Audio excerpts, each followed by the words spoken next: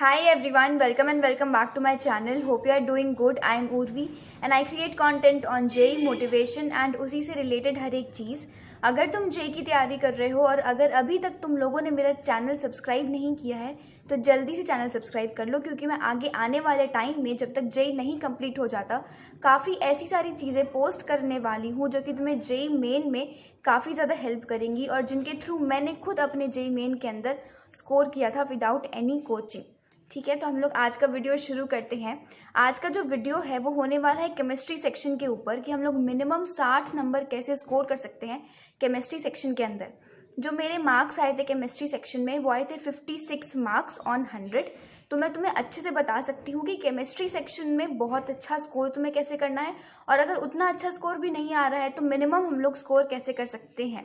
ठीक है, तो वीडियो को एंड तक देखना, हर एक बात अच्छे से सुनना, वरना तुम बहुत सारी ऐसी चीज़ें मिस कर जाओगे और कुछ गलत स्टेप्स ले लोगे जो कि तुम्हें नहीं करना है इन केमिस्ट्री सेक्शन.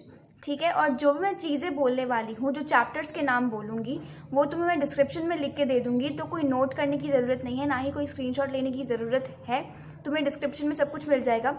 बस उस चैप्टर के बारे में जो चीज़ें बोलने वाली हूँ उसे अच्छे से सुनना, और जब उस चैप्टर को पढ़ो तो उसी तरीके से तुम्हें पढ़ना है. ठीक है, जो हमारा फर्स्ट चैप्टर आता है वो है एटॉमिक स्ट्रक्चर का चैप्टर. तुमने कई सारी जगह पे सुना होगा एटॉमिक स्ट्रक्चर का नाम कि बहुत आसान चैप्टर है, और एक्चुअली में ये आसान चैप्टर है. लेकिन मैं कुछ दिन पहले अपने एक स्टूडेंट से बात करी थी, उसने बोला कि दीदी मुझे एटॉमिक स्ट्रक्चर मेरा वीक है और मुझे समझ में नहीं आता. तो तुम्हें क्या करना है एटॉमिक स्ट्रक्चर में JEE मेन के लिए, तुम्हें बस इजी क्वेश्चन सॉल्व करने हैं, जो फॉर्मूला बेस्ड क्वेश्चंस हो गए या फिर थोड़े से एप्लीकेशन बेस्ड क्वेश्चंस हो गए. ज़्यादा इन डेप्थ जाके तुम्हें एटॉमिक स्ट्रक्चर को नहीं पढ़ना है. इवन इन फिजिक्स भी तुम्हें एटॉमिक स्ट्रक्चर को एकदम डेप्थ में जाके नहीं पढ़ना है फॉर JEE मेन. तुम्हें एकदम बेसिक अंडरस्टैंडिंग होनी चाहिए उस चैप्टर की, और बेसिक क्वेश्चंस उस चैप्टर में कैसे सॉल्व करना है ये आना चाहिए. जब तुम इस चैप्टर के क्वेश्चंस को बार बार सॉल्व करोगे ना, तब तो तुम्हें सॉल्व करने की भी ज़रूरत नहीं पड़ेगी, तुम्हारा एक लाइन में आंसर आ जाएगा. कुछ ऐसी चीज़ें तुम्हें पता चलने लगेगी इस चैप्टर के बारे में. ठीक है, तो इसी तरीके से तुम्हें एटॉमिक स्ट्रक्चर को पढ़ना है. अब सेकेंड चैप्टर आता है हमारा केमिकल बॉन्डिंग. केमिकल बॉन्डिंग यार थोड़ा सा लेंदी चैप्टर है लेकिन काफ़ी आसान चैप्टर है. उसमें कॉन्सेप्ट वाली चीज़ें काफ़ी ज़्यादा है, उसमें स्ट्रक्चर्स तुम्हें काफ़ी ज़्यादा मिलेंगे. तुम्हें वहाँ पे इलेक्ट्रॉन्स वाले स्ट्रक्चर मिलेंगे अच्छे से, इसलिए तुम्हें उसे करना है. ठीक है, केमिकल बॉन्डिंग इसलिए इम्पॉर्टेंट होता है क्योंकि वो हमारा बेस फॉर्म करता है हर एक चीज़ के लिए. जो हम लोग स्ट्रक्चर्स ड्रॉ करते हैं उसके लिए बॉन्ड्स का जो कंसेप्ट होता है उसमें केमिकल बॉन्डिंग हमारा एक फंडामेंटल फॉर्म कर देता है. इसीलिए केमिकल बॉन्डिंग को हमें नहीं छोड़ना है. केमिकल बॉन्डिंग से एक सेपरेट क्वेश्चन तो तुम देख ही लोगे हर एक शिफ्ट में, लेकिन काफ़ी सारे ऐसे क्वेश्चंस होते हैं जो कि डिपेंडेंट होते हैं इस चैप्टर पे. फॉर एग्जांपल वो कोवेलेंट बॉन्ड पे तुमसे अगर कोई क्वेश्चन पूछ ले, आयनिक बॉन्ड पे पूछ ले, या फिर ये पूछ ले कि कौन से ऐसे कंपाउंड है जिसमें आयनिक बॉन्ड है या फिर कोवेलेंट बॉन्ड है, तो तुम वो क्वेश्चन के आंसर कैसे दोगे जब तुमने ये चैप्टर को अच्छे से पढ़ के रखा हुआ होगा. जो हमारा थर्ड चैप्टर आता है वो आता है हमारा केमिकल इक्विलिब्रियम. इक्विलिब्रियम में दो पार्ट्स होते हैं, chemical equilibrium and ionic equilibrium. लेकिन तुम्हें केमिकल वाले पे ज़्यादा ध्यान देना है. क्यों? क्योंकि वो काफ़ी आसान चैप्टर है. उसमें जो कॉन्सेप्ट है वो भी बहुत ज़्यादा बेसिक है, जो कि समझने में तुम्हें ज़्यादा प्रॉब्लम नहीं आने वाली है. लेकिन आयनिक इक्विलिब्रियम थोड़ा सा हार्ड चैप्टर पड़ जाता है.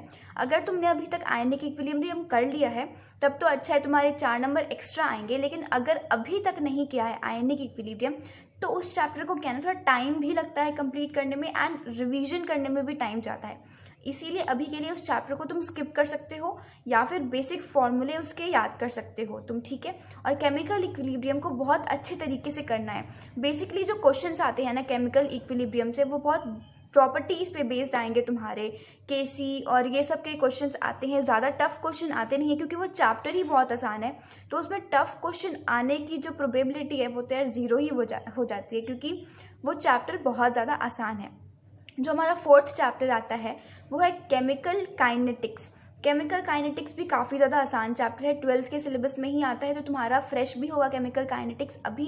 केमिकल काइनेटिक्स में एक चीज़ बहुत इंपॉर्टेंट होती है, वो है तुम्हारी प्रैक्टिस. अगर जो मैंने ऊपर वाले चैप्टर्स बताए तुम्हारी उसमें प्रैक्टिस थोड़ी भी कम है तो चल सकता है, लेकिन केमिकल काइनेटिक्स में प्रैक्टिस की बहुत नीड होती है.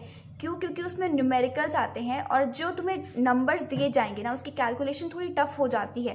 एंड आजकल एनटीए न्यूमेरिकल वाले जो क्वेश्चंस देना उसने शुरू कर दिया है, तो उसके कारण और ज़्यादा हमारे लिए इम्पॉर्टेंट होता है कि हम अपने न्यूमेरिकल्स पे ज़्यादा फोकस करें, अपनी कैलकुलेशन पे ध्यान दें, और जिसका यूज़ इस चैप्टर में काफ़ी ज़्यादा है।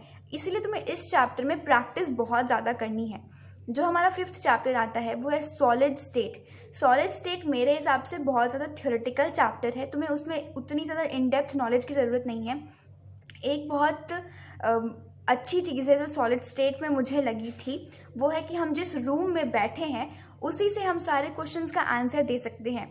जिस हॉल में तुम बैठ के अपना जेई का एग्ज़ाम दोगे, तुम वहाँ बैठे बैठे उस रूम के स्ट्रक्चर से पूरे सॉलिड स्टेट के क्वेश्चंस का आंसर दे सकते हो। तुम यहाँ पे डायगोनल्स देख सकते हो, तुम यहाँ पे एज पॉइंट्स देख सकते हो, तुम यहाँ पे जो ये एजेस हो गई वो भी देख सकते हो। तो अपने रूम से ही तुम इस चैप्टर के क्वेश्चंस का आंसर दे सकते हो। जो थ्योरेटिकल पार्ट है वो बहुत थोड़ा कम हो जाता है, जो यहाँ पे याद करने वाली चीज़ें हैं, लेकिन तुम रूम में बैठे बैठे इस चैप्टर का आंसर दे सकते हो। तो फिर क्या ही दिक्कत है यार सॉलिड स्टेट को करने के लिए। तो मुझे ये काफ़ी अच्छी चीज़ लगती है यार इस चैप्टर के बारे में कि ज़्यादा सोचने की ज़रूरत नहीं है, हम बस अपने अगल बगल देख के इस चैप्टर का आंसर दे सकते हैं। जो हमारा 6th चैप्टर आता है वो आता है सरफेस केमिस्ट्री। सरफेस केमिस्ट्री पूरा ही थ्योरेटिकल बेस्ड चैप्टर है। जो भी प्रोसेस तुम्हें वहाँ पे दिए गए हैं, जो भी टर्म्स दी गई हैं, वो पूरी ही थ्योरेटिकल बेस्ड है। एक आध न्यूमेरिकल आता है अगर कभी आ गया उससे, तो वरना तो थ्योरी बेस्ड ही सवाल आता है उस चैप्टर से। इसीलिए तुम्हें सरफेस केमिस्ट्री को छोड़ के नहीं जाना है। क्या करना है तुम्हें सरफेस केमिस्ट्री में? एनसीईआरटी बहुत अच्छे से पढ़नी है, तुम्हें लाइन बाय लाइन पढ़नी है। जो भी तुम्हें इंपॉर्टेंट चीज़ें लग रही हैं उसे अंडरलाइन कर लो, हाईलाइट कर लो, और 2-3 बार जब तुम ये प्रोसेस कंप्लीट कर लो, अच्छे से तुमने एनसीईआरटी पढ़ ली है, तो इसके शॉर्ट नोट्स बना लो। अगर तुम्हें शॉर्ट नोट्स की ज़रूरत है तो मुझे कमेंट करके बता देना तुम्हें जिसके भी शॉर्ट नोट्स चाहिए, या फिर सबके शॉर्ट नोट्स चाहिए। मेरे पास केमिस्ट्री के काफ़ी अच्छे शॉर्ट नोट्स हैं। फिजिक्स और मैथ्स से बहुत ज़्यादा अच्छे हैं मेरे केमिस्ट्री के शॉर्ट नोट्स, इसीलिए मैं तुम्हें प्रोवाइड कर सकती हूँ वो चीज़ काफ़ी आराम से फ्री में दे दूँगी मैं तुम्हें, कोई दिक्कत नहीं है। बस मुझे कमेंट करके बता देना कि तुम्हें शॉर्ट नोट्स चाहिए, वरना फिर ऐसे मैं कैसे ही दूँगी तुम्हें, है ना। जो हमारा नेक्स्ट चैप्टर आता है वो है मेटलर्जी।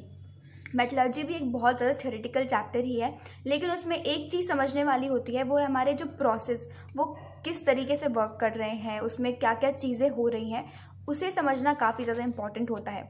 इनिशियली मुझे लगा था कि मेटलर्जी पूरा ही थ्योरी बेस्ड चैप्टर है, लेकिन वो पूरा थ्योरी बेस्ड चैप्टर नहीं है। उसमें जो प्रोसेस होते हैं हमें वो समझना पड़ेगा, तभी हम जाके कुछ क्वेश्चंस का आंसर दे पाएंगे। अब तुम सोच रहे होगे कि दीदी सिर्फ जो थ्योरी बेस्ड वाले चैप्टर्स है वही क्यों बता रही है, और हमें तो केमिस्ट्री सिर्फ इसलिए अच्छी नहीं लगती है क्योंकि वो थ्योरी वाला चैप्टर है। तो यार केमिस्ट्री है ही पूरा थ्योरी वाला चैप्टर, पूरा सब्जेक्ट एक्चुअली, क्योंकि ऑर्गेनिक भी अगर तुम देखोगे तो उसमें मोस्टली तुम्हारे पास थ्योरी ही मिलेगी तुम्हें। अगर तुम्हें रिएक्शंस की भी प्रैक्टिस करनी है, जो रिएक्शंस हो रही हैं, तो वो भी थ्योरी ही है। तुम ये चीज़ नोटिस करना, अगर तुम्हें वहाँ पे कुछ रिएजेंट दिया हुआ है, अगर वो चीज़ तुम्हें याद नहीं है कि उस रिएजेंट का काम क्या है, तो कैसे चलेगा। और इसीलिए वो तो थ्योरी ही हुआ ना। अब तुम ये कह सकते हो कि दीदी प्रैक्टिस से याद हो जाता है, तो याद तो हुआ ही ना एट द एंड तुम्हें। तो केमिस्ट्री थोड़ा क्या पूरा ही थ्योरी वाला सब्जेक्ट लगता है मुझे। इसीलिए अगर तुम्हारी केमिस्ट्री उतनी अच्छी नहीं है, या फिर अभी तक प्रेपरेशन उतनी अच्छी नहीं है, तो मैं बोलूँगी इन चैप्टर्स पे ज़्यादा फोकस करने के लिए। ऑर्गेनिक में मैं बाद में आती हूँ, अभी कुछ चैप्टर्स हैं जिनके बारे में मैं तुम्हें पहले बता देती हूँ। उसके बाद में मैं बताऊँगी कि तुम्हें ऑर्गेनिक में कैसे प्रोसीड करना है, और ऑर्गेनिक में भी तुम 10-12 नंबर कैसे स्कोर कर सकते हो, ठीक है। जो नेक्स्ट चैप्टर आता है वो हमारा वो है इन्वायरमेंटल केमिस्ट्री। इन्वायरमेंटल केमिस्ट्री काफ़ी आसान चैप्टर है, इसमें भी तुम्हें सेम ही चीज़ करनी है यार। एनसीईआरटी पढ़ लो अच्छे से, लाइन बाय लाइन पढ़ो, हाईलाइट करो, एंड देन उसके शॉर्ट नोट्स बना लो। इन्वायरमेंटल केमिस्ट्री के अगर तुम्हें शॉर्ट नोट्स चाहिए, मेरे पास 2-3 पेज में अच्छे से लिखे हुए हैं, वो मुझसे वापस से बोल रही हूँ, कमेंट्स में बता देना मुझे, ठीक है। भूलना मत, पढ़ना फिर मैं कैसे प्रोवाइड करूँगी तुम्हें उसके शॉर्ट नोट्स, ठीक है। या फिर मुझसे व्हाट्सएप पे भी पूछ सकते हो शॉर्ट नोट्स के बारे में। एंड देन हमारा बायोमोलिक्यूल्स, सॉरी बोलो निकल गया था मुँह से, बट बायोमोलिक्यूल्स मुझे थोड़ा इंटरेस्टिंग इसलिए लगता है क्योंकि इसमें थोड़ा बायो का पार्ट आ जाता है। अगर तुम देखोगे केमिस्ट्री ना बहुत ज़्यादा थ्योरी बेस्ड चैप्टर है, लेकिन जो ऑर्गेनिक के लास्ट वाले चैप्टर्स है वहाँ थोड़ा बायो का एलिमेंट आता है, इसीलिए मुझे वो थोड़ा इंटरेस्टिंग लगने लगता है पढ़ने में। ऑब्वियसली केमिस्ट्री कभी भी इंटरेस्टिंग नहीं हो सकती है, यही रियलिटी है। लेकिन अगर उसमें थोड़ा सा फन एलिमेंट ऐड हो जाए जैसे कि बायो, तो वो थोड़ा इंटरेस्टिंग हो जाता है एज़ कम्पेयर टू अगर हम लोग एस ब्लॉक या फिर पी ब्लॉक से उसे कंपेयर करें तो वो थोड़ा इंटरेस्टिंग बन जाता है। इसीलिए बायोमोलिक्यूल्स, पॉलीमर और केमिस्ट्री इन एवरीडे लाइफ को तुम्हें अच्छे से करना है।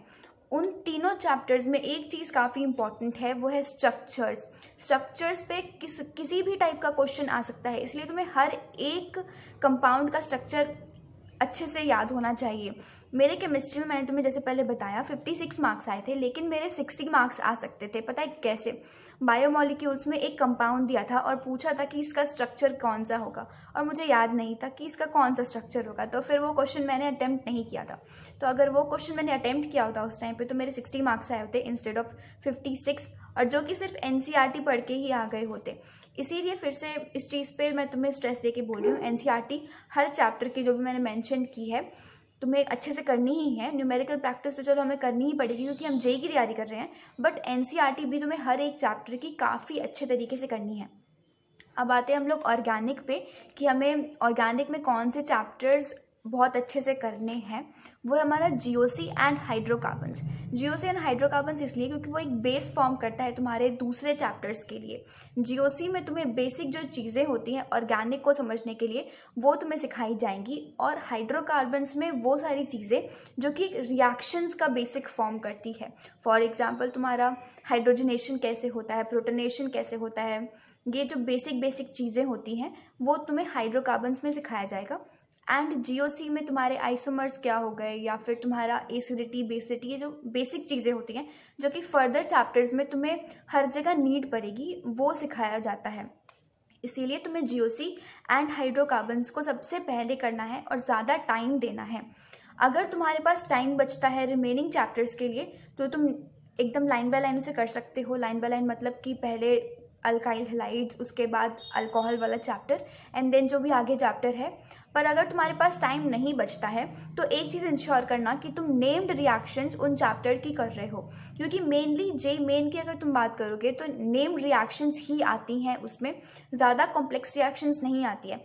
एक आध रिएक्शन आ सकती है कॉम्प्लेक्स, उसका तो तुम कुछ नहीं कर सकते कि एनटीए कैसा पेपर बनाने वाली है, बट मोस्टली नहीं आते हैं कॉम्प्लेक्स रिएक्शंस। इसलिए नेम्ड रिएक्शंस हमें याद हो, ये चीज़ हमें इंश्योर करनी है। और जो नेम्ड रिएक्शंस की मैकेनिज्म्स हैं वो भी हमें अच्छे तरीके से आनी चाहिए, उसमें हर एक प्रोसेस कैसे हुआ, क्योंकि कई बार एग्जामिनर क्या करता है उस नेम्ड रिएक्शन में कुछ थोड़ा सा चेंज कर देगा, तो वो हमारा ये टेस्ट करना चाहता है कि हमें उस रिएक्शन की मैकेनिज्म समझ में आई थी या फिर नहीं आई थी। यही कुछ चैप्टर्स हैं जो कि तुम्हें केमिस्ट्री के अंदर करने हैं। इन्हें अगर तुम अच्छे से कर लोगे तो तुम 60 मार्क्स आराम से स्कोर कर सकते हो केमिस्ट्री के अंदर। एक टिप जो मैं दूंगी तुम्हें केमिस्ट्री के अंदर वो है न्यूमेरिकल क्वेश्चंस के लिए। न्यूमेरिकल क्वेश्चंस के लिए तुम्हारी जो प्रैक्टिस होनी चाहिए वो काफ़ी अच्छी होनी चाहिए। अब अगर तुम्हारे पास एमसीक्यू आता है ना, तो कई बार ऐसा होता है कि हम गेस कर लेते हैं, या फिर अगर हम दो ऑप्शंस में कंफ्यूज हैं तो हमें थोड़ी क्लैरिटी मिल जाती है एमसीक्यूज के थ्रू कि हाँ ये वाला ऑप्शन हो सकता है, ज़्यादा प्रोबेबल है वो वाला ऑप्शन। बट इन न्यूमेरिकल यार ये चीज़ नहीं होती है। न्यूमेरिकल में तुम्हें एग्जैक्ट आंसर आना चाहिए, और एनटीए ये बोलता है कि तुम्हें 2 डेसिमल तक निकालना है और उसके बाद राउंड ऑफ करके तुम्हें अपना आंसर लिखना है वहाँ पे। तो 2 डेसिमल तक निकालने में भी टाइम जाता है और उसमें एक्यूरेसी चाहिए, फोकस चाहिए, एग्जैक्ट कैलकुलेशन चाहिए, वो काफ़ी इंपॉर्टेंट है। इसीलिए तुम्हें उस चीज़ की प्रैक्टिस करनी है। और जनरली न्यूमेरिकल्स में जो क्वेश्चंस आते हैं वो फ्रॉम फिजिकल केमिस्ट्री आते हैं, तो फिजिकल केमिस्ट्री ऐसे ही थोड़ी कैलकुलेटिव हो जाती है, और जबकि वो न्यूमेरिकल्स में दे रहे हैं तो वो और कैलकुलेटिव बनती जाएगी। ठीक है, तो वहाँ तुम्हें थोड़ा ध्यान रख लेना है और अपनी न्यूमेरिकल्स की प्रैक्टिस अच्छे से करनी है। सेकंड टिप जो है वो भी न्यूमेरिकल क्वेश्चंस के लिए ही है। न्यूमेरिकल क्वेश्चंस में मैंने एक चीज़ नोटिस की है कि ऑर्गेनिक केमिस्ट्री से बेस्ड ऑन स्ट्रक्चर्स क्वेश्चंस आते हैं, तो तुम्हें वो चीज़ थोड़ी अच्छे से करनी है। अब स्ट्रक्चर्स में तुम्हें ये कैलकुलेट करना आना चाहिए कि कायरल सेंटर कितने बन रहे हैं, कहाँ पे बन रहे हैं, एंड हाइड्रोजन बॉन्ड्स कितने हैं, हाइड्रोजन कितने हैं। ठीक है, ये सब चीज़ें जो हो गई ये तुम्हें आना चाहिए कैलकुलेट करना, क्योंकि मैंने देखा है न्यूमेरिकल्स में इसी टाइप के क्वेश्चंस आते हैं ऑर्गेनिक से, क्योंकि और वो किसी टाइप का पूछ भी नहीं सकता है। और नेम्ड रिएक्शंस जो होती हैं वो भी न्यूमेरिकल में आती है ऑर्गेनिक से, तो वहाँ पे भी यूज़ हो जाएगा इसका। और इनऑर्गेनिक से जनरली नहीं आते हैं न्यूमेरिकल्स में क्वेश्चन, अगर आएंगे भी तो वो तुम्हें बहुत आसान क्वेश्चन ही देंगे, ज़्यादा टफ क्वेश्चन नहीं देंगे। तो जो 3 टिप्स मैंने तुम्हें बोली हैं उसका ध्यान रखना, और जो चैप्टर्स के नाम है वो मैं तुम्हें डिस्क्रिप्शन में दे रही हूँ, वहाँ से जाके तुम ले सकते हो। अगर तुम्हें शॉर्ट नोट्स चाहिए इन सारे चैप्टर्स के तो तुम मुझे नीचे कमेंट्स में बता देना, मैं धीरे धीरे एक एक करके तुम्हें शॉर्ट नोट्स प्रोवाइड करती जाऊँगी, जो कि तुम्हारे लिए काफ़ी ज़्यादा हेल्पफुल होने वाला है। एंड अगर इस वीडियो से कुछ भी हेल्प मिलती है तो वीडियो को लाइक करके जाना, चैनल को सब्सक्राइब करो ताकि मैं और मोटिवेट हूँ ऐसा कंटेंट तुम्हें देने के लिए और अपनी स्टोरी शेयर करने के लिए। अच्छा हाँ, एक इम्पॉर्टेंट अनाउंसमेंट, अभी जो आगे आने वाली वीडियोज़ हैं उसमें मैं तुम्हारे साथ लाने वाली हूँ एक सीरीज़, जहाँ पर मैं डिस्कस करूँगी दूसरे लोगों के साथ कि उन लोगों ने कैसे अच्छा स्कोर किया था, अपनी डिफ़िकल्टीज़ को कैसे फाइट किया था और उसके बावजूद अच्छा स्कोर किया था। मेरी स्टोरी तो तुम जान ही चुके हो पूरी, मैंने तुम्हें हर एक चीज़ बता दी है अपने बारे में, बट मैंने सोचा कि अब तुम्हारा जेई इतना पास है तो तुम्हें मोटिवेशन की बहुत ज़्यादा ज़रूरत पड़ने वाली है। इनर मोटिवेशन तो होती है हमारे पास अगर हम लोग जेई की तैयारी कर रहे हैं, बट समटाइम्स ऐसा होता है कि हम अपनी मोटिवेशन लूज़ कर देते हैं। तो इसीलिए मैंने सोचा कि मैं ऐसी सीरीज़ लाऊंगी जहाँ पे लोग तुम्हारे साथ अपनी स्टोरीज शेयर करेंगे और तुम्हें मोटिवेट करेंगे फर्दर स्टडीज़ करने के लिए। ठीक है, तो चैनल को सब्सक्राइब करके रख लो ताकि तुम कुछ भी मिस ना कर जाओ। And till then take care, पढ़ते रहो, बाय बाय।